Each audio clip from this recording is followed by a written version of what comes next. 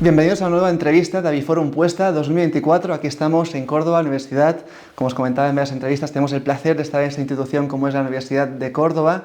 Y hoy vamos a hablar de un tema que para muchos será recurrente, pero sí que es verdad que es importante destacar las claves para conseguir una buena calidad de cáscara, que ya veremos la importancia que tiene actualmente el sector de puesta. Para ello tenemos el placer de hablar con Inés Añover Ayuso y Julio Francisco Díaz de Rocoso, dos expertos en nutrición avícola que nos van a contar, ya veréis, muchos detalles que para vosotros serán muy interesantes. ¿Qué tal, bienvenidos? ¿Cómo estáis? Muy bien, muchas gracias, Gerard. Buenos días. Buenos días, muchas gracias. Para hacer una breve presentación de los invitados que tenemos hoy en el canal, por su parte Inés es graduada en Medicina Veterinaria por la Universidad Complutense de Madrid, ha trabajado en diferentes empresas y actualmente trabaja como técnico en investigación y desarrollo para Farfaes, que además actual cursa un doctorado, que a lo mejor luego nos puedes comentar. Y por su parte Julio, él es director en agente técnico, de investigación y desarrollo en Farfaes, donde también investigas nuestras nuevas estrategias para abordar los desafíos actuales que tiene el sector, como el que vemos hoy en día, ¿no? Sí. Pues para empezar, como os comentaba, hoy nos centraremos en la calidad de la cáscara. Ya muchos de ustedes sabrán que es un tema vital para conseguir, ¿no?, esa eficiencia con estas gallinas ponedoras que cada vez vemos como su ciclo de puesta y de vida está siendo cada vez mayor. Entonces, para empezar, Julio, te voy a preguntar, ¿no?, tú, un tío experimentado, ¿no?, que conoce el sector de muchos años atrás, ¿cuál crees que son los desafíos más importantes del sector actualmente? Bueno, pues nada, lo que he dicho, buenos días y muchas gracias por esta entrevista. Y bueno, voy a tratar de hablar un poco sobre la calidad de cáscara en diferentes áreas. Y bueno, y en este caso, que lo que me pregunta, entre uno de los retos que la avicultura de puesta, bueno, pues yo te doy casi la vuelta a la pregunta, es decir, ¿cuál es el objetivo que nosotros perseguimos? Bueno, pues lo que nosotros perseguimos, o lo que persiguen los avicultores, es tener una gallina con una buena condición corporal, que puedan aguantar mucho en el tiempo, es decir, prolongar la vida útil de esas gallinas, y ahora mismo estamos hablando de 90 a 100 semanas con 100 huevos. Entonces, en ese contexto, el tema de la cáscara es fundamental, porque cuando retira un avicultor las gallinas, el lote de gallinas, principalmente es cuando ya baja el rendimiento de la cáscara. En ese momento ya deja de ser rentable la explotación o el lote y ya tiene que cambiar. Entonces, ayer incidí en la presentación que hice sobre la calidad de cáscara, y yo creo que hay formas para poder controlar o mejorar la calidad de la cáscara en diferentes fases productivas de la gallina o de la pollita. Y bueno, o sea, que yo creo que uno de los principales problemas puede ir por ahí, además de muchos otros, porque la salud, la integridad intestinal sabemos que también juega un papel importante, también se ve influida por la calidad de la cáscara. O sea que sí. De hecho, comentabas la ponencia, pondremos adjunta en la descripción el enlace a la memoria, ¿no?, para la gente que no la pudo ver, que lo pueda consultar. Y te quería preguntar, Julio, ¿no?, para entender un poco ya, a lo mejor los productores que nos están viendo, ¿no?, diferentes profesionales del sector de puesta, que quieran dar solución a este problema, pero realmente no es dar solución, sino prevenir, ¿no? Yo creo que la clave... Me parece que has dicho una cosa muy importante, porque nosotros no tenemos una varita mágica ni tenemos un paracetamol. Exacto. Que me duele la cabeza, oye, tómate el paracetamol, o toma la gallina y damos el paracetamol. No funciona exactamente así, ¿no? No. Entonces, la palabra prevenir es clave. Si nosotros asumimos que la vida útil de la gallina, o en el momento en el que se empieza a comprometer la cáscara del huevo, estamos hablando que puede estar en la semana 55-60, nosotros no podemos empezar a tratar en las 55-60, tenemos que prevenir antes. ¿Cómo vamos a prevenir? Bueno, pues inicialmente tenemos que afrontar todas las fases de la gallina y de la pollita adecuadamente. La fase de la recría es una fase muy importante en el ciclo productivo. Va a tener mucha repercusión si se hace bien o se hace mal sobre todo la fase de final de recría. Entonces, eso va a ser vamos a tener que ir cuidando cada una de las fases productivas. Y Julio, te quiero preguntar, esta prevención, ¿no?, ¿qué estrategias podemos llevar a cabo? Conocemos algunos de nosotros las tradicionales, pero sí que es verdad, ¿no?, que contra más alargamos esa vida, nos tenemos que adaptar a nuestros nuevos desafíos. ¿Qué nos podrías comentar? Sobre nuevos aspectos que se están haciendo, ¿no? Bueno, pues yo creo que tenemos que partir siempre de la base, que no tenemos que dejar lo que se hacía hasta ahora, es decir, la utilización del carbonato grosero, porque sabemos que es muy importante que se retenga carbonato calcio en la molleja, o sea, si bien digo en la molleja, para después que se pueda utilizar en los momentos de mayor déficit, que es por la noche. Recordar que los mayores requerimientos de calcio de la gallina se ocurren por la noche. Por la noche tenemos el problema que las gallinas no comen, entonces necesitamos reserva de calcio altamente disponible para ser utilizado. Y eso lo hacemos mediante la aplicación o el suministro de carbonato calcio grosero, aproximadamente el ratio, pues hablamos de carbonato fino grueso, aproximadamente por encima del 50% de grosero, siempre estamos hablando. Y luego, aparte de todo eso, pues bueno, luego podemos utilizar diferentes productos que encontramos en el mercado. Pues nosotros intentamos diseñar nutracéuticos para mejorar. ¿Y qué tipo de nutracéutico podemos utilizar? Bueno, pues estamos hablando de, por ejemplo, fuentes orgánicas. La fuente orgánica es muy importante, que sean solubles, importantísimo. Bueno, pues podemos buscar fuentes solubles de calcio. Entre ellas, por ejemplo, nosotros estamos trabajando con una molécula que es el pidolato de calcio, que es una molécula muy interesante porque tiene varios modos de acción. Primero calcio iónico, porque tiene un 13% de calcio, pero además esta molécula es precursor del colágeno, de la clorina y la arginina, que son precursores del colágeno. Y el colágeno es fundamental. Y Julio, estos productos nutricionales, ¿cuándo debemos aplicarlos? Porque no sé si será lo mejor lo antes posible, después. La aplicación yo siempre nosotros trabajamos con la consigna de que tenemos que afrontar, cuando queremos hacer un tratamiento nutracéutico, lo que tenemos que ver primero es identificar las fases críticas. Venga, vale. ¿Cuál es la fase crítica de la gallina? Bueno, la primera fase crítica de la pollita va a estar a las 10-12 semanas. ¿Por qué? Porque el almacenaje de calcio por parte del hueso medular está en función del desarrollo óseo de la gallina a las 12 semanas. Entonces es una fase crítica. Pues, por lo tanto, en ese momento ya podemos empezar a utilizar algún extra de calcio que mejore la absorción intestinal, que es muy importante. Otra etapa crítica, por ejemplo, pues puede ser lo que hablaba, la última fase de recría es muy importante. Las pollitas futuras reproductoras, hay un montón de cambios metabólicos en el organismo, cambios hormonales. Esa etapa es clave, porque eso va a tener mucha repercusión en la puesta. Totalmente. Y después, y posteriormente, si queremos leer, no podemos empezar en la semana 60, tenemos que empezar en la semana 40. ¿Cómo? Bueno, también va a depender qué tipo de aditivo, si es en líquido, si es en polvo. Los líquidos son más rápidos, pero son menos duraderos. En cambio, los sólidos aguantan más. Entonces, depende un poco de lo que se vaya buscando y de la situación de cada cliente. Sí, además muchos seguidores conocerán, como bien mencionabas, la recría, ¿no? Que cada vez adquiere más protagonismo, que determina totalmente el futuro de la gallina y su productividad, y ahí es donde tenemos que un poco prevenir, ¿no? Sí, es la clave. Prevenir y sobre todo, que es muy importante y que quede claro, que nosotros en esa fase tenemos que la gallina tiene que tener calcio suficiente para formar el hueso medular y no tener que tirar en el futuro del hueso medular.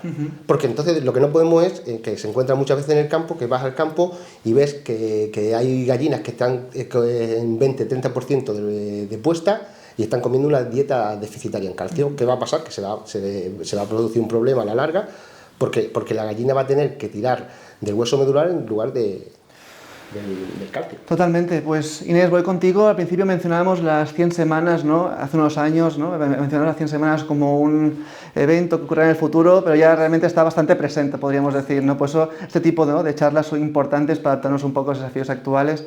Entonces, Inés, te quiero preguntar, Minares Traza, ¿no? Siempre surge este concepto, ¿no? De estos productos para ayudar a esa suplementación y a esa mejora de la calidad de cáscara. Cuéntanos, ¿por qué son tan importantes? Bueno, yo creo que hoy en día es bien conocido la importancia fundamental de los minerales traza con respecto a la calidad de la cáscara. Fundamentalmente manganeso, zinc, pero también hierro, cobre y otros muchos. Por ejemplo, el zinc sabemos que es precursor del colágeno. Y Julio ya ha mencionado antes, ha adelantado que el colágeno es fundamental, es crítico para una buena calidad de la cáscara, porque es el componente principal de las membranas testáceas y la matriz orgánica de la cáscara. Sin esa matriz orgánica o sin una buena construcción de esa matriz orgánica, la estructura de la deposición de calcio, bueno, va a ser un desastre, vamos a tener cáscaras débiles que se van a fracturar muy fácilmente y ya empieza el problema. También el manganeso es esencial para el metabolismo de los carbohidratos, enzimático y además para la mineralización ósea. También sabemos la importancia de una buena mineralización ósea de cara a la calidad de la cáscara, ya que uno de los reservorios principales de calcio del que la gallina saca el calcio para la cáscara es el hueso medular. Si el hueso medular no está bien formado, empiezan los problemas. Luego, de cara a la gestión de los minerales traza, es muy importante, por ejemplo, utilizar fuentes biodisponibles que se absorben fácilmente, por ejemplo, fuentes orgánicas. Sabemos que se absorben mejor que las fuentes inorgánicas.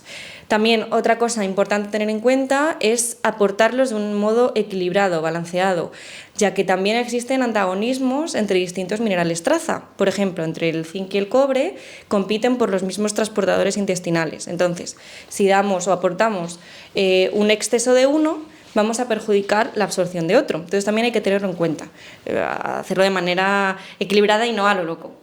Sí, vemos como es una visión integral de varios aspectos.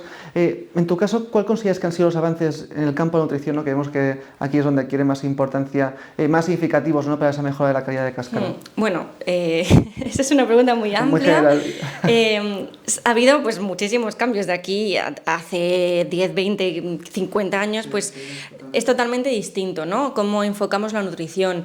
Yo quizás destacaría la nutrición de precisión, que también todos conocemos. Por ejemplo, ayer se mencionó en una de las charlas el split feeding, que también tiene que aún desarrollarse mucho más, pero yo creo que quizás es un poco a donde nos tenemos que dirigir.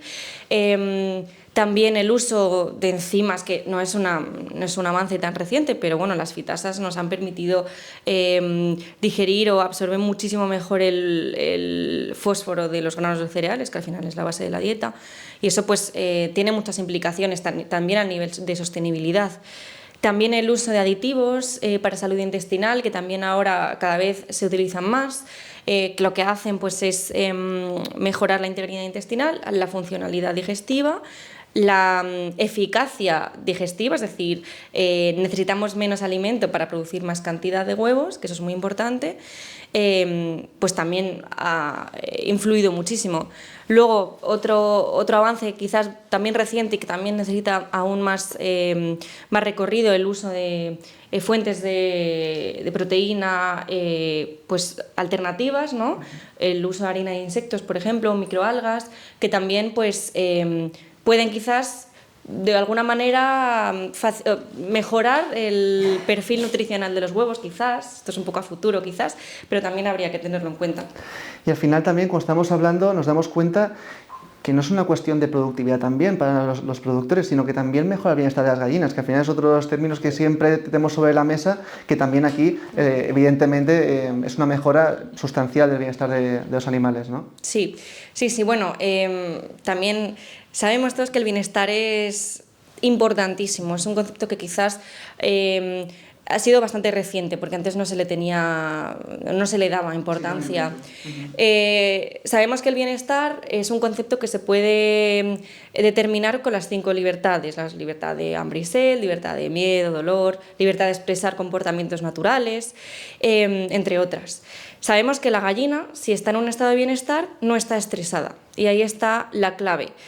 Una gallina estresada o el estrés crónico debido al hacinamiento, a malas condiciones ambientales, va a afectar negativamente al sistema inmune, al metabolismo general, y eso siempre nos va a repercutir en la productividad, es obvio, porque al final es un organismo vivo, que todo está conectado. Si tenemos problemas de estrés, vamos a ver problemas de productividad.